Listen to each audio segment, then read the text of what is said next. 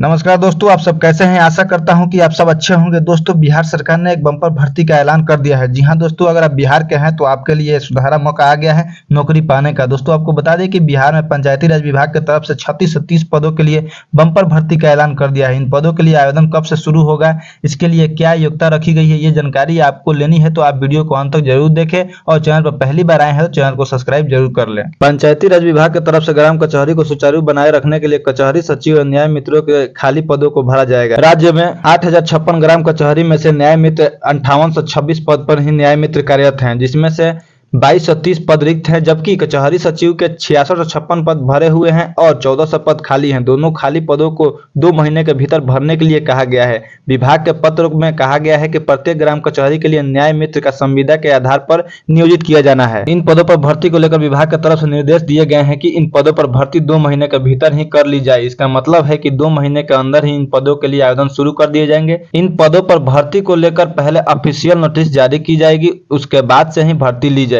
ग्राम कचहरी न्याय मित्रों के पद खाली होने से संबंधित ग्राम कचहरियों की कार्य क्षमता पर प्रतिकूल प्रभाव पड़ रहा है। इसलिए ऐसे पंचायतों में 60 दिनों के भीतर बिहार ग्राम पंचायत कचहरी न्याय मित्र नियमावली 2007 के आलोक में रोस्टर क्लियरेंस करते हुए नियोजन किया जाएगा। रोस्टर क्लियरेंस जिलाधिकारी के माध्यम से किया जाएगा। जिला पंचायती राज पदाधिकारी का यह दायित्व होगा कि वे अभियान चलाकर संबंधित ग्राम कचहरी के नियोजन समिति द्वारा नियोजन करना सुनिश्चित करेंगे। अब हम आपको बताते हैं कि किस जिले में कितनी बहाली होने वाली है। तो दोस्तों, आपको बता दें कि अररिया जिले में सचिव के 46 पद हैं, न्याय मित्र के 75 पद हैं। अरवल में सचिव के 14 पद हैं, न्याय मित्र के 39 पद हैं। औरंगाबाद में 6 पद हैं सचिव के और न्याय मित्र के 18 पद हैं। मुजफ्फरपुर में सचिव के 62 पद हैं और न्याय मित्र के 158 पद हैं। बांका में 28 पद हैं सचिव के, न्याय मित्र के हैं 36 पद। बेगूसराय में सचिव के 43 पद हैं, न्याय मित्र के 53 पद। मधेपुरा में सचिव के 5 पद खाली हैं तो न्याय मित्र के 19 पद। मधुबनी में 62 पद सचिव के तो 147 पद न्याय मित्र के।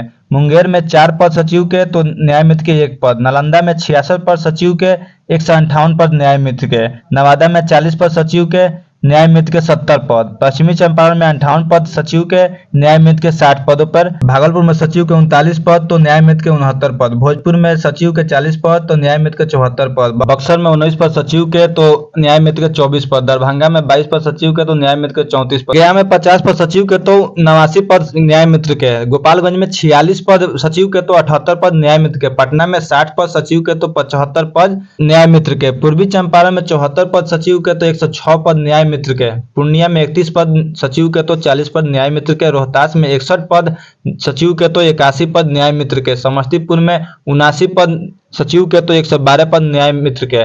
सारण में 52 पद सचिव के तो 79 पद न्याय मित्र के। जमुई में 39 पद सचिव के तो 24 पद न्याय मित्र के। जहानाबाद में 25 पद सचिव के तो 48 पद न्याय मित्र के। कटिहार में 47 पद सचिव के तो 73 पद न्याय मित्र के। खगड़िया में 4 पद सचिव के तो 41 पद न्याय मित्र के। किशनगंज में 31 पद सचिव के तो 47 पद न्याय मित्र के। लखीसराय में 30 पद सचिव के तो 40 पद न्याय मित्र के। शेखपुरा में 11 पद सचिव के तो 15 पद न्याय मित्र के। शिवहर में 11 पद सचिव के तो 20 पद न्याय मित्र के। सीतामढ़ी में 49 पद सचिव के तो 94 पद न्याय मित्र के। सीवान में 48 पद सचिव के तो 73 पद न्याय मित्र के। सुपौल में 34 पद सचिव के तो 65 पद न्याय मित्र के। वैशाली में 56 पद सचिव के तो 94 पद न्याय मित्र के।